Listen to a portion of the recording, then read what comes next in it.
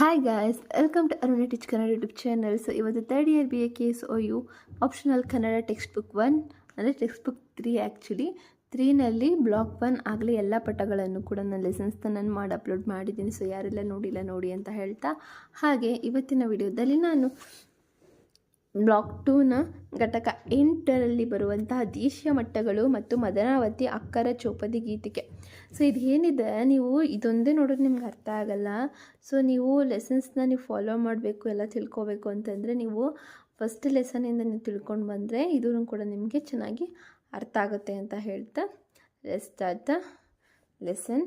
So first ನೋಡ್ಬೋದು ಇಲ್ಲಿ ಏನಪ್ಪ ಇದೆ ಅಂದರೆ ದೇಶೀಯ ಮಟ್ಟಗಳು ಸ್ವರೂಪ, ಲಕ್ಷಣ ಮತ್ತು ಇತಿಹಾಸ ತಿಳ್ಕೊತೇವೆ. ದೇಶೀಯ ಮಟ್ಟುಗಳ ಬಗೆಗಳು, ಹಾಗೆ ಮದನಾವತಿ ಅಕ್ಕರ ಚೌಪದಿ ಗೀತಿಕೆ ಹೇಳೆ ಇದರ ಬಗ್ಗೆ ತಿಳ್ಕೊತೇವೆ.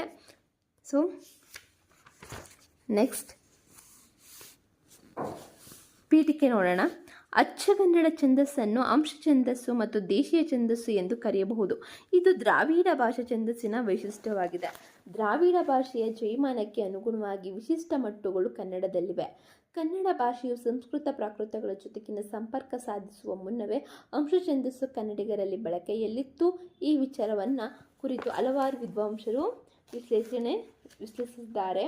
ಸೊ ನಾನು ಹೇಳೋದೇನೆಂದರೆ, ಈ ಒಂದು ನಿಮಗೆ ಬ್ಲಾಕ್ 1 ಬ್ಲಾಕ್ 2 ಅಲ್ಲಿ ನಿಮಗೆ ಗಣ ವಿಭಜನೆಗೆ ಕೇಳ್ತಾರೆ. ನಿಮಗೆ ಪ್ರಶ್ನೆ 1ರಲ್ಲಿ ಕ್ವಶನ್ ಪೇಪರ್ನಲ್ಲಿ 5 ಮಾರ್ಕ್ಸ್ಗೆ 2 ಟೋಟಲ್ 10 ಮಾರ್ಕ್ಸ್ಗೆ ಕೇಳುವಂಥದ್ದು. ಸೊ ಡೋಂಟ್ ಫರ್ಗೆಟ್ ದಿಸ್ ಅಂತ ಹೇಳ್ತಾ, ಸೊ ನೀವು ಚೆನ್ನಾಗಿ ಪ್ರಾಕ್ಟೀಸ್ ಮಾಡಬೇಕು. ಹಾಗೆ ಇನ್ನೊಂದು ಏನಂದರೆ, ನಿಮಗೆ ಟೆಕ್ಸ್ಟ್ ಬುಕ್ನಲ್ಲಿ ಇರೋದೇ ಕೊಡ್ತಾರೆ. ಬ್ಲಾಕ್ 2 ಇಂದ ನಿಮಗೆ ಕೊಡುವಂಥದ್ದು. ಸೊ ಚೆನ್ನಾಗಿ ಓದ್ಕೊಳ್ಳಿ. ಹಾಗೆಯೇ ಅದನ್ನ ಚೆನ್ನಾಗಿ ಪ್ರಾಕ್ಟೀಸ್ ಕೂಡ ಮಾಡಿ. 5, 6, 7 ಇರುತ್ತೆ ನಿಮಗೆ. 5 ಮತ್ತು 6 ನಿಮಗೆ ಅಂದರೆ ಏನು ಕೊಡ್ತಾರೆ ಅವರು, ಆಲ್ಮೋಸ್ಟ್ ಈಸಿ ಇರೋದೇ ಕೊಡ್ತಾರೆ, ಜಾಸ್ತಿ ಕಷ್ಟ ಇರೋದು ಕೊಡಲ್ಲ. ನಿಮಗೆ ಕಣವಿಂಗಡಿ ಮಾಡಿ ಅಂತ ನಿಮಗೆ ಟೆಕ್ಸ್ಟ್ ಬುಕ್ನಲ್ಲಿ ಇರೋದೇ ಕೊಡ್ತಾರೆ. ಅದನ್ನು ನೀವು ನೋಡಿಕೊಂಡು ಪ್ರಾಕ್ಟೀಸ್ ಮಾಡಿ ನಿಮಗೆ ಮಾಡಿದ್ರೆ ನಿಮಗೆ 10 ಮಾರ್ಕ್ಸ್ ಸಿಗುವಂಥದ್ದು. ಅರ್ಥ ಆಯಿತಾ? ಹಾಗೆ ಇದ್ರ ಮೇಲೆ ನಿಮಗೆ 10 ಮಾರ್ಕ್ಸ್ ಆ್ಯಂಡ್ 5 ಮಾರ್ಕ್ಸು ಕೂಡ ಕ್ವಶನ್ನ ಕೇಳುವಂಥದ್ದು ಬ್ಲಾಕ್ 2 ಇಂದ. ಅರ್ಥ ಆಯಿತಾ? ಸೊ ಇವಾಗ ದೇಶೀಯ ಮಟ್ಟುಗಳ ಸ್ವರೂಪ ಮತ್ತು ಲಕ್ಷಣದ ಮತ್ತು ಇತಿಹಾಸದ ಬಗ್ಗೆ ತಿಳ್ಕೊಳ್ಳೋಣ. ಇಲ್ಲಿವರೆಗೆ ನಾವು ಅಂಶಗಣದ ಸ್ವರೂಪ, ಲಕ್ಷಣ ಮತ್ತು ಇತಿಹಾಸ ಹಾಗೂ ಬಗೆಗಳನ್ನು ನಾವು ತಿಳಿದುಕೊಂಡಿದ್ದೇವೆ. ಆದರೆ ಪ್ರಸ್ತುತ ಈ ಅಂಶಗಣವನ್ನು ಬಳಸಿ ವೃತ್ತಗಳನ್ನು ಹೇಗೆ ವಿನ್ಯಾಸಗೊಳಿಸುತ್ತಾರೆ ಎಂಬುದರ ಬಗೆಗೆ ವಿವರವಾಗಿ ತಿಳಿದುಕೊಳ್ಳೋಣ. ಕ್ರಿಸ್ತಶಕ 990ರಲ್ಲಿ ರಚಿತವಾದ ನಾಗವರ್ಮನ ಚಂದೋಬುದಿಯಲ್ಲಿ ಕೆಲವು ಅಚ್ಚಗನ್ನಡ ದೇಶೀಯ ಮಟ್ಟುಗಳಿವೆ. ಚಂದೋಬುದಿಯ ಪ್ರಥಮಾಧಿಕಾರದ ಅಂತ್ಯದ ಒಂದು ಕಂದ ಪದ್ಯದಲ್ಲಿ ಅಚ್ಚಗನ್ನಡ ಛಂದಸ್ಸಿನ ಮತ್ತು ಮಟ್ಟುಗಳನ್ನು ನಾಗವರ್ಮ ಹೇಳುತ್ತಾನೆ. ಈ ಪದ್ಯ ಹೀಗಿದೆ: ಮದನವತಿಯಕ್ಕರಂ ಚೌಪದಿಗೀತಿಕೆಯೇ ಳೆ ತಿವದಿ ಎಸ್ತ ಅಂಶ ಷಟ್ಪದಿಯ ಕರಿಕೆ ಕಾರಂಚೆ ಚೇಲೋದ್ವವಿದ ಛಂದೋವಂತಸ ಮುಬ್ಜದ ಳಾಕ್ಷಿ ಅಂತಿದೆ. ಸೊ ಈ ಲಕ್ಷಣ ಪದ್ಯದಲ್ಲಿ ಉಲ್ಲೇಖಿಸುವಂತೆ ಮದನಾವತಿ ಅಕ್ಕರ ಚೌಪದಿ ಗೀತಿಕೆ ಎಳೆ ತ್ರಿಪದಿ ಉತ್ಸಾಹ ಷಟ್ಪದಿ ಅಕ್ಕರಿಕೆ ಚಂದೋವಂತಸೆಯೇ ನಾಗವರ್ಮ ದೇಶೀಯ ಮಟ್ಟಗಳನ್ನು ತನ್ನ ಬಾಮಿಗೆ ಹೇಳಿದ ರೀತಿಯಲ್ಲಿ ಸಂಬೋಧಿಸಿದ್ದಾನೆ. ದೇಶೀಯ ಮಟ್ಟುಗಳ ಬಗೆಗಳು. ನಾಗವರ್ಮನು ಅಚ್ಚಗನ್ನಡ ದೇಶೀಯ ಮಟ್ಟುಗಳನ್ನು ಸೂತ್ರೀಕರಿಸಿ ಬರೆದಿರುವುದನ್ನು ನಾವು ಓದಿದ್ದೇವೆ ಅಲ್ವಾ. ಈಗ ಅಂಶವೃತ್ತಗಳಾದ ಮದನಾವತಿ ಅಕ್ಕರ ಚೌಪದಿ ಗೀತಿಕೆ ಎಳೆ ತ್ರಿಪದಿ ಉತ್ಸಾಹ ಷಟ್ಪದಿ ಅಕ್ಕರಿಕೆ ಚಂದೋವಂತಸ ಇವುಗಳ ಸ್ವರೂಪವನ್ನು ನಾವು ಈಗ ಗಮನಿಸೋಣ. ಹೀಗೆ ನಾಗವರ್ಮನು ವಿವರಿಸಿದ ಒಟ್ಟು 10 ಬಗೆಯ ದೇಶೀಯ ಮಟ್ಟಗಳು ಲಕ್ಷಣ ಪದ್ಯದೊಂದಿಗೆ ಗಮನಿಸೋಣ. ಮದನಾವತಿ. ನಾಗವರ್ಮನು ಮದನಾವತಿಯನ್ನು ಕುರಿತಾಗಿ ಹೇಳಿದ ಲಕ್ಷಣ ಪದ್ಯ ಈ ಕೆಳಗಿನಂತೆ ನೋಡಬಹುದು. ಮದನನ ತಂದೆಯ ಗಣಮವು ವಿಷಯದು ಲಿರೆಗಿರು ಗುರುಮು ದೊಡವಿರೆ ಪದದೊಳೋ ಮದ ಹವೋ ಲಪ್ಯುದು ಹರಪದಮುಂ ವಿದಿತಮು ಪೇಂದ್ರಾಚ ತುಷ್ಟಯ ದಿತ್ತಲ ಭುಜವದ ನೇ ಮದನಹ ರತ್ರಯ ದಿಂಹರಿ ಕಡೆ ಪಡೆ ಮದನವ ತಿ ನೋಡ್ಬೋದು. ಪದ್ಯಪಾದದಲ್ಲಿ ಮೊದಲಿನಿಂದ ಕ್ರಮವಾಗಿ ಮನ್ಮಥನ ತಂದೆಯ ವಿಷ್ಣು ಗಣಗಳು 5 ಬಂದು ಕೊನೆಯಲ್ಲಿ ಒಂದು ಗುರುವಕ್ಷರ ಬಂದಿದ್ದರೆ ಅದನ್ನು ಮದನಾವತಿ ಎಂದು ನಾಗವರ್ಮ ಹೇಳುತ್ತಾನೆ. ಉದಾಹರಣೆಗೆ ಅಂದರೆ 4 ವಿಷ್ಣುಗಣಗಳು ಬಂದು ಅದರ ಮುಂದೆ ಒಂದು ರುದ್ರಗಣ ಬರಬೇಕು. ಈ 2 ಬಗೆಯನ್ನು ಒಂದೇ ಲಕ್ಷಣದಲ್ಲಿ ನಾಗವರ್ಮ ಹೇಳಿದಂತಿದೆ. ಆದರೆ ವಿದ್ವಾಂಸರ ಅಭಿಮತದಂತೆ 5 ವಿಷ್ಣುಗಣ ಬಂದು ಅದರ ಮುಂದೆ ಒಂದು ಗುರು ಇರುವ ಲಕ್ಷಣ ಸೂಕ್ತ ಅಂತ ಇವರು ಹೇಳ್ತಾರೆ. ಇದಲ್ಲದೆ 3 ರುದ್ರಗಣಗಳು ಬಂದು ಅದರ ಮುಂದೆ ಒಂದು ವಿಷ್ಣುಗಣವಿದ್ದರೂ ಕೂಡ ಅದು ಮದನಾವತಿಯೇ ಎಂಬ ಅಭಿಪ್ರಾಯವನ್ನು ವಿದ್ವಾಂಸರ ಬಲೆಯಲ್ಲಿದೆ. ಇವಾಗ ನಾಗವರ್ಮ ಕೊಡುವ ಮದನಾವತಿಯ ಲಕ್ಷಣ ಪದ್ಯವು ಇದಾಗಿದೆ. ಇಲ್ಲಿ ನಾಗವರ್ಮನು 3 ರೀತಿಯಲ್ಲಿ ಮದನಾವತಿಯ ಗಣ ವಿಭಾಗ ಮಾಡುತ್ತಾನೆ. 5 ವಿಷ್ಣುಗಣ ಪ್ಲಸ್ 1 ಗುರು, ಹಾಗೆ 4 ವಿಷ್ಣುಗಣ 1 ರುದ್ರಗಣ ಅಥವಾ 1 ವಿಷ್ಣುಗಣ ಪ್ಲಸ್ 1 ಗುರು, 3 ರುದ್ರಗಣ ಪ್ಲಸ್ 1 ವಿಷ್ಣುಗಣ. ಮೊದಲ 2 ಪ್ರಕಾರಗಳು ಒಂದು ಬಗೆಯಾದರೆ ಮೂರನೆಯದು ಒಂದು ಬಗೆ ಎಂದು ಹೇಳಬಹುದು. BM ಶ್ರೀಕಂಠಯ್ಯನವರು ಹೇಳುವಂತೆ ಮೂರನೆಯ ಪ್ರಕಾರವನ್ನು ವಿಭಾಗಿಸಬಹುದು. ಮದನಹರ, ತ್ರದಿ, ದಿಮ್ಹರಿ, ಕಡೆಪಡೆ ಧನವತಿ ವಿಭಾಗಿಸಬಹುದು. ಅಂದರೆ ಇಲ್ಲಿ 3 ರುದ್ರಗಣ ಮತ್ತು 1 ವಿಷ್ಣುಗಣ ಬರುತ್ತದೆ. ಆದರೆ ರಾಗ ಲಯದ ಸ್ವಾರಸ್ಯ ಮೊದಲೆರಡು ಪ್ರಕಾರಗಳಲ್ಲಿ ಇರುವಂತೆ ಈ ಮೂರನೆಯ ಪ್ರಕಾರದಲ್ಲಿಲ್ಲ. ನಾಗವರ್ಮ ಜಯಕೀರ್ತಿಗಳ ಅಭಿಮತದಿಂದ ಇದು ಮೂಲತಃ ಅಂಶಗಣಾನ್ವಿತವಾಗಿದ್ದು ಆನಂತರ ಮಾತ್ರಗಣವಾಗಿ ದಾಟಿಯಲ್ಲಿ 4 ಮಾತ್ರಗಣ ಎದ್ದು ಕಾಣುತ್ತದೆ, ಪರಿವರ್ತಿತವಾಗಿದೆ ಎಂದು ತಿಳಿದು ಬರುತ್ತದೆ. ಪ್ರಾಚೀನ ಕನ್ನಡ ಸಾಹಿತ್ಯದಲ್ಲಿ ಮತ್ತು ಶಾಸನ ಸಾಹಿತ್ಯದಲ್ಲಿ ಈ ಪದ್ಯಜಾತಿ ಬಳಕೆಯಾದಂತೆ ಕಾಣುವುದಿಲ್ಲ. ನಾಗವರ್ಮ ಮದನಾವತಿಯನ್ನು ಅಂಶಗಣದಲ್ಲಿಯೇ ನಿರೂಪಿಸಿದ್ದಾರೆ. ಜಯಕೀರ್ತಿ ಮಾತ್ರ ಪಂಕ್ತಿಯೊಂದಕ್ಕೆ 20 ಲಘು, ಕೊನೆಯಲ್ಲಿ ಗುರುವು ಮತ್ತು ಅಂಶಗಳೆರಡರ 4 ವಿಷ್ಣುಗಣ ಮತ್ತು ರುದ್ರಗಣ ವ್ಯಾಪ್ತಿಗೆ ತರುತ್ತಾನೆ. ನಾಗವರ್ಮ ಹೇಳದೆ ಬಿಟ್ಟಿದ್ದ ಯತಿಯ ಪ್ರಸ್ತಾಪವನ್ನು ಜಯಕೀರ್ತಿ ಮಾಡಿದ್ದರೂ ಯತಿ ಸ್ಥಾನವನ್ನು ಸ್ಪಷ್ಟವಾಗಿ ನಿರ್ಧರಿಸಿಲ್ಲ. ಆದರೆ ಡಾಕ್ಟರ್ DS ಕರ್ಕಿ ಅವರ ಅಭಿಮತದಂತೆ ಮದನಾವತಿಯನ್ನು 2 ವಿಧಗಳನ್ನು ಆಡುವ ಸಂಪ್ರದಾಯವೇ ಇದಕ್ಕೆ ಕಾರಣವಾಗಿರಬೇಕು. ಅಂಶಗಣದಂತೆ ಎಳೆದು ಆಡುವುದರಿಂದ ಒಂದು ಧಾಟಿ ಹೊರಟ್ರೆ ಮಾತ್ರಗಣನ್ವಯವಾಗಿ ಗೇಳುವುದರಿಂದ ತ್ವರಗತಿಯ ಇನ್ನೊಂದು ಧಾಟಿ ಹೊರಡುತ್ತದೆ. DS ಕರ್ಕಿ ಚಂದೋವಿಕಾಸ ಆಧುನಿಕರಲ್ಲಿ ಮಾತ್ರ ಗಣನ್ವಿತವಾದ ಈ ಪ್ರಯೋಗ ಕಾಣಬಹುದು. ಸೊ ಇಲ್ಲಿ ನೋಡ್ಬೋದು, ಇಲ್ಲಿ ರುದ್ರಗಣ ವಿಷ್ಣುಗಣ, ಇಲ್ಲಿ ಎಲ್ಲ ರುದ್ರಗಣ ಆದಮೇಲೆ ಕೊನೆಯಲ್ಲಿ ವಿಷ್ಣುಗಣ ಬಂದಿದೆ, ನೀವು ನೋಡ್ಬೋದು. ಜಾನಪದ ಕಾವ್ಯದಲ್ಲಿ ಮದನಾವತಿಗೆ ಉದಾಹರಣೆಗಳು ಸಿಗುವ ಸಾಧ್ಯತೆಗಳಿವೆ. ಮದನಾವತಿ ಪ್ರಕಾರವು ಹಾಡಲು ಬಹಳಾದ ಸೊಗಸಾದ ಹಾಡಿನ ಮಟ್ಟವಾಗಿದೆ. ಅಕ್ಕರ ಎಂಬುದು ಅಂಶಗಣ ವಿನ್ಯಾಸವುಳ್ಳ ಛಂದಸ್ಸಿಗೆ ಸೇರಿದ ಪದ್ಯ ಜಾತಿಯಾಗಿದೆ. ಅಕ್ಕರಗಳಲ್ಲಿ ಇದು 5 ಬಗೆಯ ಗಣ ವಿಂಗಡಣೆಯನ್ನು ಆಧರಿಸಿ ನಾಗವರ್ಮನು ಪಿರಿಯಕ್ಕರ, ದೊರೆಯಕ್ಕರ, ನಡುವಣಕ್ಕರ, ಎಡೆಯಕ್ಕರ, ಕಿರಿಯಕ್ಕರ ಅಂತ ಹೆಸರಿಸಿದ್ದಾನೆ. ಇದನ್ನೇ ಜಯಕೀರ್ತಿಯು ಮಹಾಕ್ಷರ, ಶಮಾನಾಕ್ಷರ, ಮಧ್ಯಾಕ್ಷರ, ಅಂತರಾಕ್ಷರ, ಅಲ್ಪಾಕ್ಷರ ಎಂಬುದಾಗಿ ಹೆಸರಿಸಿದ್ದಾನೆ ಜಯಕೀರ್ತಿ. ನಾಗವರ್ಮ ಪಿರಿಯಕ್ಕರಿಂದ ಲಕ್ಷಣ ಹೇಳಲು ಪ್ರಾರಂಭಿಸಿದರೆ ಜಯಕೀರ್ತಿ ಅಲ್ಪಾಕ್ಷರದಿಂದ ಹೇಳಲು ಆರಂಭಿಸುತ್ತಾನೆ. ಪಿರಿಯಕ್ಕರ ಅಂದರೆ ಇಲ್ಲಿ ಬ್ರಹ್ಮಗಣ, ವಿಷ್ಣುಗಣ, ಲಾಸ್ಟಲ್ಲಿ ರುದ್ರಗಣ. ಹಾಗೆ ಸ್ಟಾರ್ಟಿಂಗಲ್ಲಿ ನೋಡಿ ಎಲ್ಲದರಲ್ಲೂ ಹಾಗೆ ಇದೆ. ಸ್ಟಾರ್ಟಲ್ಲಿ ಬ್ರಹ್ಮಗಣ, ಆದ ನಂತರ ವಿಷ್ಣುಗಣ ಬಂದಿದೆ, ಕೊನೆಯಲ್ಲಿ ರುದ್ರಗಣವನ್ನು ಕಾಣಬಹುದು. ಪ್ರತಿ ಪದ್ಯದ ಪಾದವು ಮೊದಲ ಬ್ರಹ್ಮಗಣದಿಂದ ಆರಂಭವಾಗಿ ಜಗಣಂ ಅಥವಾ ಅದರ ಮುಂದೆ 5 ವಿಷ್ಣುಗಣಗಳು ಒಡಗೂಡಿ ವಿಷ್ಣುಗಣ ಅಂತ್ಯದ 7ನೆಯ ಗಣ ರುದ್ರದಿಂದ ಸಂಯೋಜನೆಗೊಂಡ್ರೆ ಕಂದಪರಿ ಪುಗಣಂ, ಮನ್ಮಥನ ಶತ್ರು ರುದ್ರ. ಇದನ್ನು ಪಿರಿಯಕ್ಕರ ಲಕ್ಷಣವೆಂದು ನಾಗವರ್ಮ ಗುರುತಿಸುತ್ತಾನೆ. ವಿಶೇಷವಾದ ಸಂದರ್ಭಗಳಲ್ಲಿ ಬೇಕೆಂದರೆ 2 ಮತ್ತು 4ನೆಯ ಗಣಸ್ಥಾನದಲ್ಲಿ ವಿಷ್ಣುವಿಗೆ ಮದನದ ಬದಲಾಗಿ ಬ್ರಹ್ಮಗಣ ರತಿ ಬರಬಹುದು.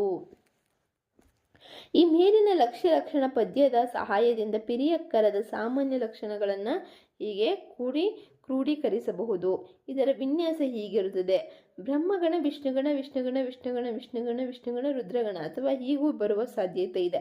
ಬ್ರಹ್ಮಗಣ, ಬ್ರಹ್ಮಗಣ, ವಿಷ್ಣುಗಣ, ಬ್ರಹ್ಮಗಣ, ವಿಷ್ಣುಗಣ, ವಿಷ್ಣುಗಣ, ರುದ್ರಗಣ. ಪಿರಿಯಕ್ಕರಕ್ಕೆ ಒಟ್ಟು 4 ಪಾದಗಳು ಇರುತ್ತೆ. ಹಾಗೆ ಪ್ರತಿ ಪಾದಕ್ಕೂ ಎಷ್ಟು ಗಣಗಳು? 7 ಗಣಗಳು. 7 ಗಣಗಳಲ್ಲಿ ಮೊದಲನೆಯ ಗಣ ಯಾವಾಗಲೂ ಬ್ರಹ್ಮಗಣವಾಗಿರುತ್ತೆ. ಯಾವುದರಲ್ಲಿ? ಪಿರಿಯಕ್ಕರದ್ರಲ್ಲಿ. ಎಷ್ಟು ಗಣ? ಮೊದಲನೆಯದು ಗಣ ಬ್ರಹ್ಮಗಣ ಆಗಿರುತ್ತೆ. ಹಾಗೆಯೇ ಬ್ರಹ್ಮಗಣದ ಆನಂತರ 5 ಗಣಗಳು ಯಾವ ಬರುತ್ತೆ ಅಪ್ಪ ಅಂದರೆ ವಿಷ್ಣು ಗಣಗಳು ಬರುತ್ತೆ. ಅರ್ಥ ಆಯ್ತಾ? ಸೊ ಪಿರಿಯಕ್ಕರಕ್ಕೆ ಒಟ್ಟು 4 ಪಾದಗಳಿರುತ್ತೆ. ಹಾಗೆ ಪ್ರತಿ ಪಾದಕ್ಕೂ 7 ಗಣಗಳು ಬರುತ್ತೆ.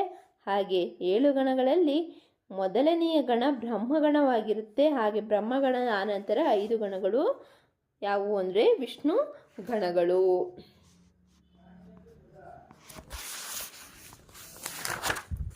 ನೆಕ್ಸ್ಟು ಕೊನೆಯ ಇಲ್ಲವೇ 7ನೆಯ ಗಣ ರುದ್ರವಾಗಿರುತ್ತೆ. ಕೊನೆಯ ಗಣ ಕೊನೆಯ 7ನೇ ಗಣ ರುದ್ರಗಣವಾಗಿರುತ್ತೆ. 2 ಮತ್ತು 6ನೆಯ ಗಣ ಸ್ಥಾನದಲ್ಲಿ ಬ್ರಹ್ಮಗಣವು ಬರಬಹುದು. ಯತಿಯ 4ನೆಯ ಗಣದ ಮುಂದೆ ಬರುತ್ತದೆ. ಯತಿಯು 4ನೆಯ ಗಣದ ಮುಂದೆ ಬರುತ್ತೆ. ಪಿರಿಯಕ್ಕರ ದಾಟಿ ತುಂಬ ಸ್ವಾರಸ್ಯಕರವಾದದ್ದು. ಅಕ್ಷರಗಳೆಲ್ಲ ದೊಡ್ಡದಾಗಿದ್ದು ನಮಗೆ ದೊರಕಿರುವ ಕಾವ್ಯಗಳಲ್ಲಿ ಮತ್ತು ಶಾಸನಗಳಲ್ಲಿ ಸಿಕ್ಕಿರುವುದು ಪಿರಿಯಕ್ಕರ ಒಂದೇ. ಮದನ ತಿಲಕ ಮತ್ತು ಪಂಪ ಭಾರತ ಮುಂತಾದ ಕಾವ್ಯಗಳಲ್ಲಿ ಈ ಬಗೆಯ ಛಂದಸ್ಸು ಕಂಡುಬರುತ್ತದೆ. ದೊರೆಯಕ್ಕರ ಅಕ್ಕರದ 2ನೆಯ ಭೇದವಾದ ದೊರೆಯಕ್ಕರವನ್ನು ಕುರಿತು ನಾಗವರ್ಮನ ಲಕ್ಷ್ಯ ಲಕ್ಷಣ ಪದ್ಯ ಹೀಗೆ ಹೇಳುತ್ತಾನೆ. ಇಲ್ಲಿ ನೋಡ್ಬೋದು, ವಿಷ್ಣುಗಣ, ಆಮೇಲೆ ಬ್ರಹ್ಮಗಣ, ವಿಷ್ಣುಗಣ, ಕೊನೆಯಲ್ಲೂ ಕೂಡ ಬ್ರಹ್ಮಗಣ. ಅಂದರೆ 2 ವಿಷ್ಣುಗಣ ಆದಮೇಲೆ 3ನೇದು ಬ್ರಹ್ಮಗಣ ಆಗುತ್ತೆ. ಹಾಗೆ 4 ಮತ್ತು 5 ಮತ್ತು 6ನೇ 3 ಮತ್ತು 5ನೇಯ ಕೊನೆದು 3 ಮತ್ತು 5ನೇದು ಬ್ರಹ್ಮಗಣ ಬರುತ್ತೆ. ಹಾಗೆ 1, 2, 3, 4ನೇ ಗಣಕ್ಕೆ ವಿಷ್ಣುಗಣ ಬರುತ್ತೆ. ಅರ್ಥ ಆಯ್ತಾ?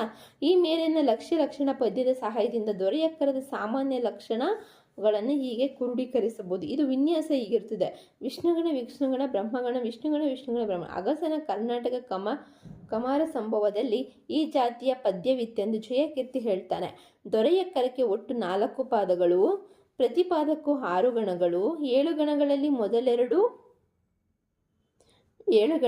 ಮೊದಲೆರಡು ಗಣಗಳು ವಿಷ್ಣು ಗಣಗಳು.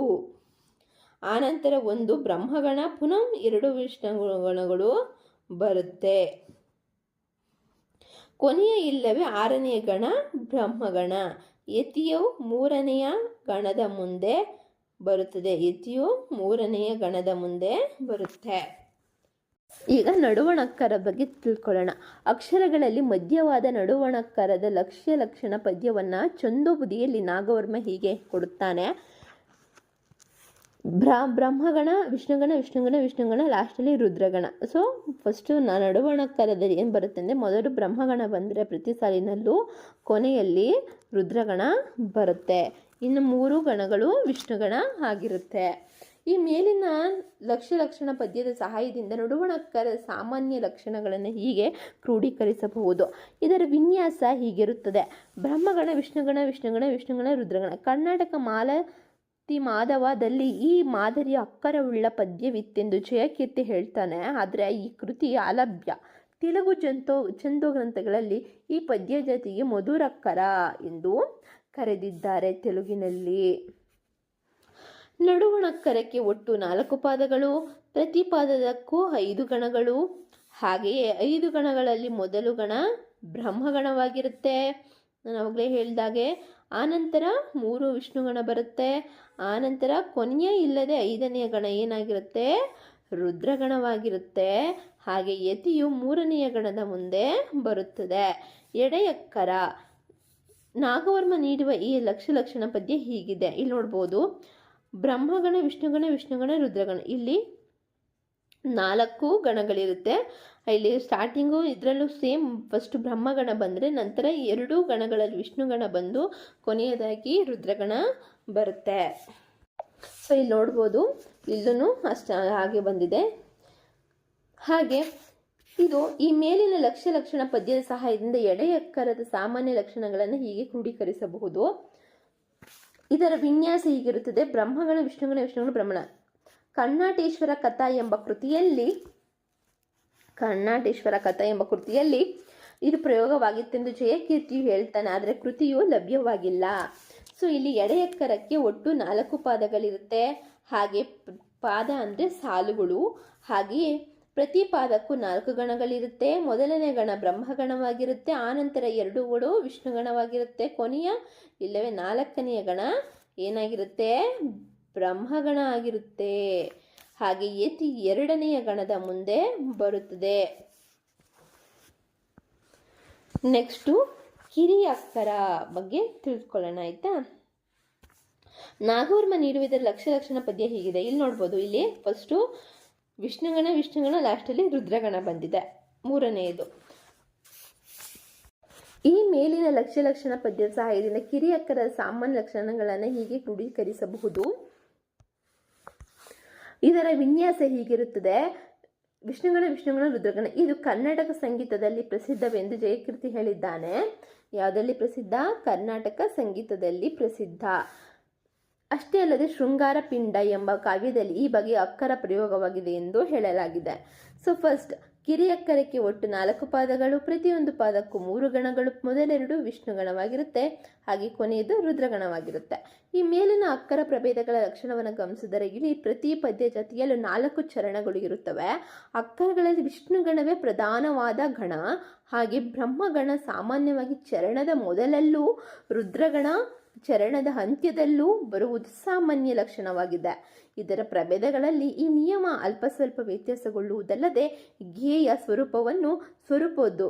ಅಕ್ಕರಗಳಲ್ಲಿ ಪಿರಿಯಕ್ಕರವೇ ಹೆಚ್ಚು ಹೆಸರುವಾಸಿಯಾಗಿದೆ. ಅಕ್ಕರಗಳಲ್ಲಿ ಪಿರಿಯಕ್ಕರವೇ ಹೆಚ್ಚು ಹೆಸರುವಾಸಿಯಾದದ್ದು. ಒಟ್ಟಿನಲ್ಲಿ ಅಕ್ಕರಕ್ಕೆ 4 ಪಾದಗಳು. ಪಿರಿಯಕ್ಕರದಿಂದ ಆರಂಭವಾದ ಈ ಅಕ್ಕರವು ಕ್ರಮವಾಗಿ ಒಂದೊಂದು ಗಣಗಳು ಕಡಿಮೆಯಾಗುತ್ತಾ ಹೋಗುತ್ತದೆ. ಪಿರಿಯಕ್ಕರವಾದರೂ ಕೆಲವು ಕಾವ್ಯಗಳಲ್ಲಿ ಅಲ್ಲಲ್ಲಿ ಕಂಡು ಬರುತ್ತದೆ. ಉಳಿದ ಅಕ್ಕರಗಳು ಅಷ್ಟೇನೂ ಚಾಲ್ತಿ ಇಲ್ಲವೆನ್ನಬಹುದು. ಸೊ ನಮಗಿದೇನು ಎಕ್ಸಾಮ್ಗೆ ಅಷ್ಟು ಇಂಪಾರ್ಟೆಂಟ್ ಅಲ್ಲ, ಬಟ್ ತಿಳ್ಕೊಳ್ಳಿ, ಆಯಿತಾ? ಸೊ ನೆಕ್ಸ್ಟ್ ಚೌಪದಿ. ಇದರ ಹೆಸರು ಸೂಚಿಸುವ ಹಾಗೆ ಇದು 4 ಚರಣಗಳ ಪದ್ಯವಾಗಿದೆ. ಈ ಛಂದಸ್ಸು ಪಾಠಾಂತರ ಗೊಂದಲದಿಂದ ಮುಕ್ತವಾಗಿದೆ. ನಾಗವರ್ಮ ಇದರ ಲಕ್ಷಣ ಪದ್ಯವನ್ನು ಹೀಗೆ ನೋಡಿದ್ದಾನೆ.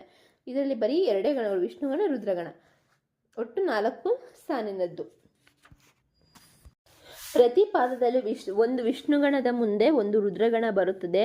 ಇದು ಶುದ್ಧ ಅಂಶಗಣದ ರಾಗಾಲಯದಲ್ಲಿ ಹಾಡಬಹುದಾದ ಮಟ್ಟು. ಚೂಡಾಮಣಿ ಎಂಬ ಕಾವ್ಯದಲ್ಲಿ ಈ ಮಟ್ಟನ್ನು ಬಳಸಲಾಗಿದ್ದರೂ ಅದು ಈಗ ಲಭ್ಯವಿಲ್ಲ. ಆದರೆ ಚಂದ್ರರಾಜನ ಮದನ ತಿಲಕದಲ್ಲಿ ಕ್ರಿಸ್ತ ಪೂರ್ವ ಸುಮಾರು 11ನೆಯ ಶತಮಾನ ಒಂದು ಉದಾಹರಣೆ ದೊರೆಯುತ್ತದೆ. ಈ ಚೌಪದಿ ಅಂಶಗಣದಂತೆಯೇ ಮಾತ್ರಗಣದಿಂದಲೂ ಇರುವಂತೆ ತೋರುತ್ತದೆ. ವಿಷ್ಣುಗಣ ಮತ್ತು ರುದ್ರಗಣ 4 ಸಾಲಿನಲ್ಲೂ ಏನು ಯಾವ ಗಣ ಬಂದಿದೆ ಅಂದರೆ ಬರೀ ವಿಷ್ಣುಗಣ ರುದ್ರಗಣ, ಆಯಿತಾ? ನೆಕ್ಸ್ಟು ಗೀತಿಕೆ. ಗೀತಿಕೆ ಅಂದ್ರೇನು? ನಾಗವರ್ಮ ನೀಡುವ ಗೀತಿಕೆಯ ಲಕ್ಷಣ ಪದ್ಯ ಹೀಗಿದೆ: ರುದ್ರಗಣ ಬ್ರಹ್ಮಗಣ ವಿಷ್ಣುಗಣ ಬ್ರಹ್ಮಗಣ ರುದ್ರಗಣ ಬ್ರಹ್ಮಗಣ ವಿಷ್ಣುಗಣ ಬ್ರಹ್ಮಗಣ ಮತ್ತೆ ವಿಷ್ಣುಗಣ. ಗೀತೆಯ ಲಕ್ಷಣ ಹೀಗೆ ಕ್ರೋಢೀಕರಿಸಬಹುದು. ಇದಕ್ಕೆ ಒಟ್ಟು 4 ಪಾದಗಳು, ಹಾಗೆ 1 ಮತ್ತು 3ನೆಯ ಪಾದಗಳು ಒಂದು ಬಗೆಯಲ್ಲಿ ಸಮನಾಗಿದ್ದರೆ ಈ 2 ಮತ್ತು 4ನೆಯ ಪಾದಗಳು ಇನ್ನೊಂದು ಬಗೆಯಲ್ಲಿ ಸಮನಾಗಿರುತ್ತೆ. ನೋಡಿ, 1 ಮತ್ತು ಹಾಗೆ 3ನೆಯ ಸಾಲು ಸಮವಾಗಿದೆ. ಅಂದರೆ ಮೊದಲನೇ ಸಾಲಿನಲ್ಲಿ ನೋಡ್ಬೋದು ರುದ್ರಗಣ ಬ್ರಹ್ಮಗಣ ವಿಷ್ಣುಗಣವಿದೆ, ಹಾಗೆ 3ನೇ ಸಾಲಿನಲ್ಲೂ ರುದ್ರಗಣ ಬ್ರಹ್ಮಗಣ ವಿಷ್ಣುಗಣವಿದೆ. ಆದರೆ 2ನೇ ಸಾಲು ಮತ್ತು 4ನೇ ಸಾಲು ಒಂದಿದೆ. 2ನೇ ಸಾಲಿನಲ್ಲಿ ವಿಷ್ಣುಗಣ ಬ್ರಹ್ಮಗಣ ರುದ್ರಗಣ, ಹಾಗೆಯೇ 4ನೇ ಸಾಲಿನಲ್ಲಿ ವಿಷ್ಣುಗಣ ಬ್ರಹ್ಮಗಣ, ಆದರೆ ಇಲ್ಲಿ ವಿಷ್ಣುಗಣ 1 ಬಂದಿದೆ. ಸೊ ಇದರ ಗಣ ವಿನ್ಯಾಸ: ಮೊದಲ ಪಾದದಲ್ಲಿ 3 ಗಣ, ರುದ್ರಗಣ ಬ್ರಹ್ಮಗಣ ವಿಷ್ಣುಗಣ. 2ನೆಯ ಪಾದದಲ್ಲಿ 4 ಗಣ, ಹಾಗೆಯೇ ವಿಷ್ಣುಗಣ ಪ್ಲಸ್ ವಿಷ್ಣುಗಣ ಬ್ರಹ್ಮಗಣ ಪ್ಲಸ್ ರುದ್ರಗಣ. ಹಾಗೆಯೇ ಉತ್ತರಾರ್ಧವೂ ಕೂಡ ಪ್ರತಿ ಅರ್ಧ ಪದ್ಯದ 7 ಗಣಗಳಲ್ಲಿ 2 6ನೇ ಗಣಗಳು ಬ್ರಹ್ಮಗಣವಾಗಿರಬೇಕು, ಉಳಿದವು ವಿಷ್ಣು ಅಥವಾ ರುದ್ರಗಣವಾಗಿರಬೇಕು. ಅರ್ಥ ಆಯ್ತಾ? ಇದು ಹೊರನೋಟಕ್ಕೆ ಸಂಸ್ಕೃತದ ಆರ್ಯಭೇದವಾದ ಗೀತಿಕೆಯಂತೆ ಕಂಡ್ರೂ ಗಣವಿನ್ಯಾಸದಲ್ಲಿ ಬದಲಾವಣೆಯಾಗಿಲ್ಲ. ಕವಿರಾಜ ಮಾರ್ಗದಲ್ಲಿ ಗೀತಿಕೆಯ ಉದಾಹರಣೆ ಪದ್ಯಗಳು ದೊರೆಯುತ್ತವೆ. ನೆಕ್ಸ್ಟ್ ಎಳೆಯಲ್ಲಿ ಕುರಿತಾಗಿ ಮುಂದಿನ 3 ಗ್ರಂಥಗಳು ವಿವರಿಸುತ್ತವೆ. ನಾಗವರ್ಮನ ಚಂದೋಬುದಿ ಕ್ರಿಸ್ತಶಕ 990 ಜಯಕೀರ್ತಿಯ ಚಂದೋನುಶಾಸನ ಕ್ರಿಸ್ತಶಕ 1050 ಸಂಜ್ಞೇದೇವನ ಸಂಗೀತ ರತ್ನಾಕರ ಅವರದ್ದು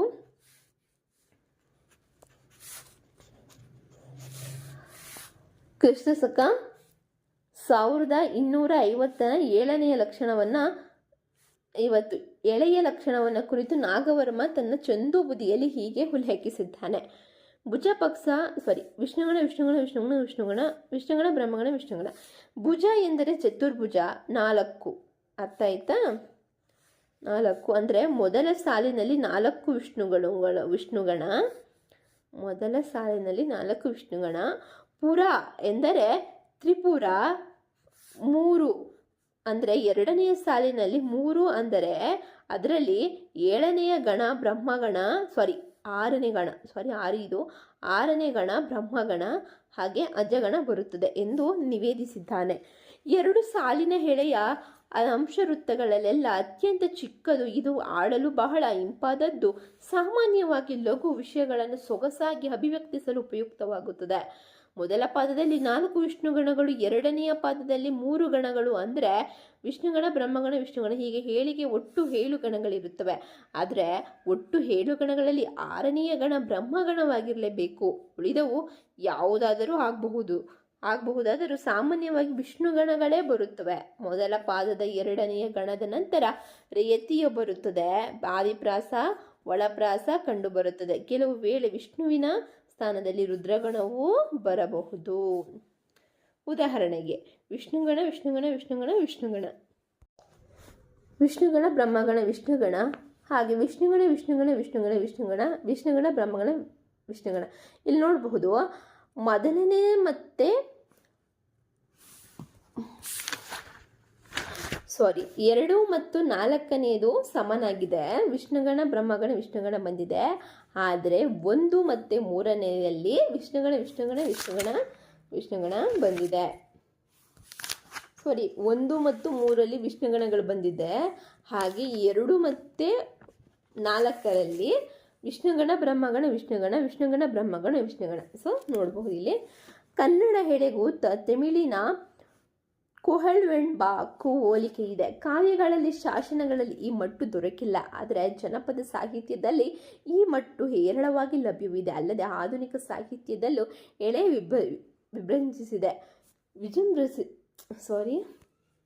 ವಿಜೃಂಭಿಸಿದೆ. ಕನ್ನಡದ ಹೆಸರಾಂತ ಸಾಹಿತಿಗಳಾದ ಪ್ರೊ ಎಸ್.ವಿ. ಪರಮೇಶ್ವರ ಭಟ್ಟರ ತುಂಬೆ ಹೂವು ಗ್ರಂಥ ಎಳೆ ಛಂದಸ್ಸಿನಲ್ಲಿದೆ. ಇದು ಒಟ್ಟು 200 ಎಳೆಗಳ ಸಂಕಲನವನ್ನು ಒಳಗೊಂಡಿದೆ. ಇವಾಗ ಸಾರಾಂಶವನ್ನು ತಿಳ್ಕೊಳ್ಳೋಣ. ಇದುವರೆಗೂ ಅಂಶಗಣದ ಮೊದಲ 5 ಪ್ರಭೇದಗಳನ್ನು ಚರ್ಚಿಸಿದೆವು. ಮದನವತಿಯ ನಾಗವರ್ಮ ತಿಳಿಸುವ ಮೊದಲ ಪ್ರಭೇದವಾಗಿದೆ. ಮದನವತಿಗೆ 4 ಪಾದಗಳಿದ್ದು ಪ್ರತಿ ಪಾದದಲ್ಲೂ 5 ವಿಷ್ಣುಗಣಗಳು ಮತ್ತು 1 ಗುರು ಸಾಮಾನ್ಯವಾಗಿ ಬರುತ್ತದೆ. ಇದರ ಬಳಕೆ ಪ್ರಾಚೀನದಲ್ಲಿ ಇಲ್ಲದಿದ್ದರೂ ಹೊಸಗನ್ನಡದಲ್ಲಿ ಈ ಪ್ರಭೇದಕ್ಕೆ ಉದಾಹರಣೆಗಳು ಸಿಗುತ್ತವೆ. ಅಕ್ಕರ ಎಂಬುದು 5 ಬಗೆಯ ಅಂಶ ಛಂದಸ್ಸಿಗೆ ಸಂಬಂಧಿಸಿದೆ. ಇದರ ಪ್ರಭೇದಗಳವೆಂದರೆ ಪಿರಿಯಕ್ಕರ, ದೊರೆಯಕ್ಕರ, ನಡುವಣಕ್ಕರ, ಎಡೆಯಕ್ಕರ, ಕಿರಿಯಕ್ಕರ, ಅಕ್ಕರಗಳೆಲ್ಲ ಪ್ರಸಿದ್ಧವಾದದ್ದು ಮತ್ತು ಬಳಕೆಯಲ್ಲಿರುವುದು ಪಿರಿಯಕ್ಕರ ಒಂದೇ. ಸದ್ಯಕ್ಕೆ ಬಳಕೆಯಲ್ಲಿರೋದು ಇಷ್ಟರಲ್ಲಿ ಒಟ್ಟು 1 2 3 4 5 6 ಇಷ್ಟು ಅಕ್ಕರಗಳಲ್ಲಿ ಪಿರಿಯಕ್ಕರನೇ ಮೊದಲ ಸ್ಥಾನ. ಹಾಗೆ ಅದು ಇನ್ನೂ ಇದೆ. ಇದಕ್ಕೆ 4 ಪಾದಗಳಿದ್ದು ಪ್ರತಿ ಪಾದವು 1 ಬ್ರಹ್ಮ, 5 ವಿಷ್ಣು ಮತ್ತು 1 ರುದ್ರಗಣ, ಹೀಗೆ ಒಟ್ಟು 7 ಗಣಗಳಿಂದ ಕೂಡಿರುತ್ತದೆ. ಬಳಿಕ ಅಕ್ಕರದ ಪ್ರಭೇದಗಳಲ್ಲಿ ಪಾದದ ಗಣಗಳ ಸಂಖ್ಯೆ ಕಡಿಮೆಯಾಗುತ್ತಾ ಹೋಗುತ್ತದೆ. ಚೌಪದಿ ಹೆಸರಿಗೆ ತಕ್ಕಂತೆ 4 ಪಾದಗಳನ್ನು ಹೊಂದಿದ್ದು ಪ್ರತಿ ಪಾದದಲ್ಲೂ 1 ವಿಷ್ಣು 1 ರುದ್ರ ಬರುತ್ತದೆ. ಗೀತಿಕೆಯ ಸಹ 4 ಪಾದಗಳಿಂದ ಕೂಡಿದ್ದು ಮೊದಲ ಅರ್ಧದಲ್ಲಿ ಮೊದಲು 2 ಪಾದಗಳು ರುದ್ರಗಣ, ಬ್ರಹ್ಮಗಣ, ವಿಷ್ಣುಗಣ, ಹಾಗೆ ವಿಷ್ಣುಗಣ, ಬ್ರಹ್ಮಗಣ, ರುದ್ರಗಣ ಈ ಗಣವಿನ್ಯಾಸವನ್ನು ಹೊಂದುತ್ತದೆ. ಎಳೆಯು 2 ಸಾಲಿನ ಹಾಡಿನ ಮಟ್ಟಾಗಿದ್ದು ಇದು ಪ್ರಾಚೀನರಿಗಿಂತ ಹೊಸಗನ್ನಡದಲ್ಲಿ ಸಮರ್ಥವಾಗಿ ಬಳಕೆಗೊಂಡಿದೆ. ಇದು ವಿಷ್ಣುಗಣ ಹಾಗೆ ವಿಷ್ಣುಗಣ, ಬ್ರಹ್ಮಗಣ, ವಿಷ್ಣುಗಣ ಗಣವಿನ್ಯಾಸವನ್ನು ಹೊಂದಿದೆ. ಇವಾಗ ಐ ಹೋಪ್ ಯು ನಿಮಗೆ ಅರ್ಥ ಆಯಿತು ಅಂತ. ಅರ್ಥ ಆಗಿಲ್ಲ ಅಂದರೆ ಮತ್ತೊಮ್ಮೆ ನೋಡಿ, ತುಂಬ ಅರ್ಥ ಆಗಿದೆ ಅಂತ ತಿಳ್ಕೊಳ್ಳೋಕ್ಕೂ ಕೂಡ ತುಂಬ ಸುಲಭವಾಗಿದೆ. ಇವಾಗ ಸ್ವಪರೀಕ್ಷಾ ಪ್ರಶ್ನೆಗಳನ್ನು ನೋಡೋಣ. ಸೊ ನಿಮ್ಮ ಟೆಕ್ಸ್ಟ್ ಬುಕ್ನಲ್ಲೇ ಕೊಟ್ಟಿರ್ತಾರೆ. ಸೊ ಆ ನಂತರ ನಿಮಗೆ ಮಾದರಿ ಪ್ರಶ್ನೆಗಳು ಅಂತ ಇರ್ತಲ್ಲ, ಅದನ್ನೇ ಏನು ಮಾಡಿರ್ತಾರೆ ಕ್ವಶನ್ ಪೇಪರಲ್ಲಿ ನೋಡುವಂಥದ್ದು. ಅಂದರೆ ಎಲ್ಲನೂ ಕೊಡಲ್ಲ, ಅಲ್ಲಿ ಯಾವುದು ಇಂಪಾರ್ಟೆಂಟ್ ಇರುತ್ತೆ ಅದು ಕೊಡ್ತಾರೆ. ಮತ್ತು ಇನ್ನೊಂದು ನಿಮ್ಗೆ ಏನು ಹೇಳೋದು ಮರ್ತಿದ್ದೆ ಅಂತಂದರೆ, ನಾನು ಈ ಒಂದು ಟೆಕ್ಸ್ಟ್ ಬುಕ್ಕಲ್ಲಿ ಏನು ಇಂಪಾರ್ಟೆಂಟ್ ಬಟ್ ಲಘು ಗುರು ಹಾಕೋದಂತೂ ನೀವು ಕಲ್ತ್ಕೊಳ್ಳೇಬೇಕು. ಯಾಕಂದರೆ ಟೆಕ್ಸ್ಟ್ ಬುಕ್ಕಿಂದನೇ ಕೊಡ್ತಾರೆ. ನಾನು ಅವಾಗೇ ಹೇಳಿದಾಗೇ ಬ್ಲಾಕ್ 1 ಘಟಕ 5ರಿಂದ ನಿಮಗೆ ಕೊಡುವಂಥ 5ರಿಂದ 5, 6, 7, 8, 9 ಇದನ್ನು ಮಿಸ್ ಮಾಡ್ದೇ ನೀವು ಅದೆಲ್ಲ ನೋಡ್ಕೊಳ್ಳಿ ಆಯಿತಾ. ಆಲ್ಮೋಸ್ಟ್ ರಿಪೀಟೆಡ್ ಎಲ್ಲ ಆಗಿರುತ್ತೆ. ಅದನ್ನು ನೀವು ಗಮನಿಸಿದ್ರೆ ನೀವು 5 to 10 ಮಾರ್ಕ್ಸ್ನ ನೀವು ಗಳಿಸ್ಕೊಬೋದು. ಅರ್ಥ ಆಯ್ತಾ? ಸೊ ನೆಕ್ಸ್ಟು ಸ್ವಪರೀಕ್ಷಾ ಪ್ರಶ್ನೆಗಳು. ಅಕ್ಕರದ ಪ್ರಭೇದಗಳನ್ನು ಹೆಸರಿಸಿ ಅಂತ ಕೇಳಿದ್ದಾರೆ. ಅಕ್ಕರದ ಪ್ರಭೇದಗಳೇ ಪಿರಿಯಕ್ಕರ, ದೊರೆಯಕ್ಕರ, ನಡುವಣಕ್ಕರ, ಎಡೆಯಕ್ಕರ, ಕಿರಿಯಕ್ಕರ, ಒಟ್ಟು 5. ಹಾಗೆ ಚೌಪದಿಗೆ ಉದಾಹರಣೆ ಸಿಗುವ ಕನ್ನಡ ಗ್ರಂಥವೊಂದನ್ನು ಹೆಸರಿಸಿ ಅಂತ ಕೇಳಿದ್ದಾರೆ.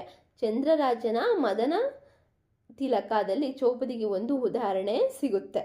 ಹಾಗೆ ಎಳೆಯನ್ನು ಕುರಿತು ಪ್ರಸ್ತಾಪಿಸುವ ಗ್ರಂಥಗಳ್ಯಾವುವು ಅಂತ ಕೇಳಿದ್ದಾರೆ.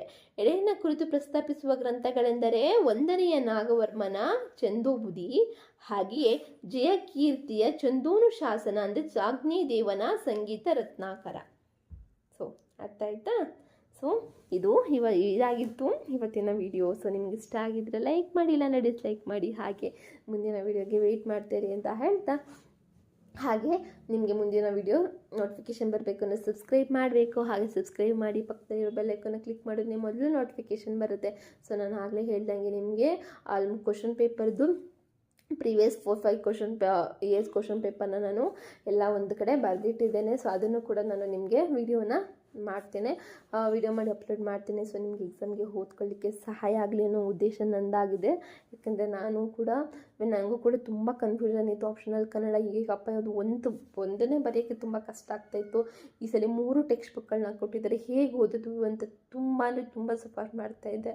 ಸೊ ಒಂದು ಸಲ ನಾನು ಇಲ್ಲ ಕಷ್ಟ ಅಂತ ಕೂತ್ಕೊಂಡ್ರೆ ಯಾವುದೂ ಆಗೋಲ್ಲ. ಒಂದು ಸಲ ಏನು ಗೊತ್ತಾ, ನಾವು ಕಷ್ಟ ಅಂತ ಕೂತ್ಕೊಂಡಷ್ಟು ನೋಡೋಣ, ಓದಿದ್ರೆ ನಮಗೆ ಅರ್ಥ ಮಾಡ್ಕೊಳ್ಳೋ ಇದಿರಬೇಕು. ಸೊ ಅರ್ಥ ಮಾಡ್ಕೊಂಡಾಗ ಯಾವುದು ಕೂಡ ನಮಗೆ ಕಷ್ಟ ಅಲ್ಲ ಓದಿದಾಗ. ಅರ್ಥ ಆಯ್ತಾ? ಸೊ ನೀವು ಅರ್ಥ ಮಾಡಿಕೊಂಡ್ರೆ ನೀವು ಚೆನ್ನಾಗಿ ಒಳ್ಳೆ ಮಾರ್ಕ್ಸನ್ನು ನೀವು ಗಳಿಸ್ಬೋದು. ಹಾಗೆ ಏನು ಕಷ್ಟ ಏನಿಲ್ಲ, ಬಟ್ ಓದಬೇಕು, ಅರ್ಥ ಮಾಡ್ಕೊಬೇಕು. ಹಾಗೆಯೇ ಮೇನ್ ಇಂಪಾರ್ಟೆಂಟ್ ಥಿಂಗ್ ಜ್ಞಾಪನ ಇಟ್ಕೋಬೇಕು. ಇವಾಗ ಓದಿದ್ದನ್ನು ಅಲ್ಲೇ ಮರೆತುಬಿಟ್ಟಿದ್ರೂ ಏನು ಯೂಸ್ ಇಲ್ಲ. ಸೊ ನೀವು ಓದನ್ನೇ ನೀವು ಚೆನ್ನಾಗಿ ಜ್ಞಾಪನ ಇಟ್ಕೊಂಡು ನೀವು ಎಕ್ಸಾಮ್ನಲ್ಲಿ ಕೂಡ ನೀವು ಮಾರ್ಕ್ಸ್ನ ತೆಗಿಬೋದು. ಹಾಗೆ ನಾನು ಈ ಒಂದು ಟೆಕ್ಸ್ಟ್ ಬುಕ್ಕಿಂದ ಏನೇನು ಇಂಪಾರ್ಟೆಂಟ್ ಇದೆ ಅನ್ನೋದನ್ನು ಕೂಡ ಒಂದು ವೀಡಿಯೋದಲ್ಲಿ ನಾನು ನಿಮಗೆ ತಿಳಿಸ್ಕೊಡ್ತೀನಿ. ಹಾಗೆ ಕ್ವಶನ್ ಪೇಪರ್ದೊಂದು ವೀಡಿಯೋ ತಿಳಿಸ್ಕೊಡ್ತೀನಿ. ಹಾಗೆಯೇ ಇದರ ಒಂದು ನೋಟ್ಸನ್ನು ಕೂಡ ನಾನು ಪ್ರಿಪೇರ್ ಮಾಡಿದ್ದೀನಿ, ಅದನ್ನು ಕೂಡ ಅಪ್ಲೋಡ್ ಮಾಡ್ತೀನಿ ಮುಂದಿನ ದಿನಗಳಲ್ಲಿ ಅಂತ ಹೇಳ್ತಾ, ಸೊ ಇಷ್ಟೆಲ್ಲ ವೀಡಿಯೋಸ್ಗಳು ನಿಮಗೆ ಬೇಕು ಅಂದರೆ ನೀವು ಸಬ್ಸ್ಕ್ರೈಬ್ ಮಾಡಲೇಬೇಕು, ಇಲ್ಲಾಂದರೆ ನೋಟಿಫಿಕೇಷನ್ ಬರಲ್ಲ ಅಂತ ಹೇಳ್ತಾ, ಸೊ ಥ್ಯಾಂಕ್ ಯು. ನಿಮ್ಮ ಫ್ರೆಂಡ್ಸ್ಗೂ ಕೂಡ ಶೇರ್ ಮಾಡಿ. ಯಾಕಂದರೆ ನೀವು ನೋಡಿದಾಗೇ ಯೂಟ್ಯೂಬಲ್ಲಿ ತುಂಬ ವೀಡಿಯೋಸ್ ಕಮ್ಮಿ ಇದೆ. ಇವನ್ KSOU ಅಂತ ಬಂದಾಗ ತುಂಬ ಕಮ್ಮಿ ಇದೆ. ಟೆಕ್ಸ್ಟ್ ಬುಕ್ ಬಗ್ಗೆ ಹೇಳೋದಾಗಿರಲಿ ಅಥವಾ ಹೇಗೆ ಓದಬೇಕು, ಎಷ್ಟು ಮಾರ್ಕ್ಸ್, ಯಾರೂ ಕೂಡ ಅಷ್ಟು ನಾನು ಕಂಡಂಗೆ ಯಾರೂ ಎಕ್ಸ್ಪ್ಲೇನ್ ಮಾಡಿಲ್ಲ. ಆಲ್ಮೋಸ್ಟ್ ನಮಗೆ ನಾವೇ ಬೇರೆ ನಾನು ಇದ್ಯಾವುದು ಕೂಡ ಬೇರೆ ವಿಡಿಯೋ ನೋಡಿ ಅರ್ಥ ಮಾಡ್ಕೊಂಡಿಲ್ಲ. ನಾನೇ ಎಷ್ಟು ಓದಬೇಕು ಏನು ಅಂತ ನಾನು ಕ್ವಶನ್ ಪೇಪರ್ನೆಲ್ಲ ಅನಲೈಸ್ ಮಾಡಿ ನಾನು ಓದ್ಕೊಂಡಿರೋದು. ಹಾಗೆ ಇಂಪಾರ್ಟೆಂಟ್ ಅಂತ ನಾನು ಇವನ್ ಫಸ್ಟ್ ಇಯರಿಂದ ನಾನು ಇದನ್ನೇ ಮಾಡ್ಕೊಂಡು ಬಂದಿರೋದು. ಸೊ ನನಗೂ first year and second year ತುಂಬ ಕಷ್ಟ ಅನಿಸ್ತೈತೆ. ಲಾಸ್ಟ್ ಇಯರ್ ಆಪ್ಷನಲ್ ಕನ್ನಡ ಏನಷ್ಟು ಕಷ್ಟ ಅನಿಸಿಲ್ಲ, ಬಟ್ ಸ್ಟಾರ್ಟಿಂಗ್ ಫಸ್ಟ್ ಇಯರ್ ನನಗೆ ಟೆಕ್ಸ್ಟ್ ಬುಕ್ಸ್ ಬಗ್ಗೆನೇ ನಂಗೆ ತಿಳ್ಕೊಳ್ಳೋದು ತುಂಬ ಕಷ್ಟ ಆಗಿಬಿಟ್ಟಿದೆ. ಅಷ್ಟಪ್ಪ ಬುಕ್ಕು, ಒಂದು ಸಬ್ಜೆಕ್ಟಿಗೆ 2 ಬುಕ್ ಇರೋದ್ರಿಂದ ಇದೇನಪ್ಪ ಇಷ್ಟೊಂದು ಕಷ್ಟನಾ, ಇದು ಹೆಂಗಪ್ಪ ಓದೋದು ಅನ್ನೋದು ತುಂಬ ನನಗೆ ಒಂದು ಟೆನ್ಷನ್ನೇ ಆಗಿತ್ತು. ಸೊ ಕೊನೆಗೆ ಯಾರೋ ಒಬ್ಬರು ಒಂದು ಕ್ವಶನ್ ಪೇಪರ್ ವೀಡಿಯೋವನ್ನು ಹಾಕಿದ್ರು. ಅಲ್ಲಿಂದ ನೋಡಿ ಆಮೇಲೆ ಗೊತ್ತಾಯಿತು. ಆಮೇಲೆ ನಾನೇ ಸ್ವಲ್ಪ ಅರ್ಥ ಮಾಡ್ಕೊಳ್ಳೋಕ್ಕೆ ಪ್ರಯತ್ನ ಪಟ್ಟೆ. ಹಾಗೆ ಅಸೈನ್ಮೆಂಟ್ ಕೂಡ ಸೊ ಅದೆಲ್ಲ ನಿಮ್ಗೆ ಕಷ್ಟ ಆಗಬಾರ್ದು ಅನ್ನೋ ಒಂದು ಉದ್ದೇಶ ನನಗೆ. ಸೊ ಅರ್ಥ ಆಗದಿರೋರಿಗೆ ಅರ್ಥ ಆಗಲಿ, ಅರ್ಥ ಆಗಿರೋರಿಗೆ ಅರ್ಥ ಮಾಡೋ ಅವಶ್ಯಕತೆ ಏನಿಲ್ಲ ಅಲ್ವಾ. ಸೊ ಗೊತ್ತಿಲ್ಲದಿರೋರಿಗೆ ತಿಳಿಸ್ಬೇಕು ಅನ್ನೋದೊಂದೇ ನನ್ನ ಉದ್ದೇಶ. ಸೊ ಅಷ್ಟೇ. So see you the next video. Bye, take care.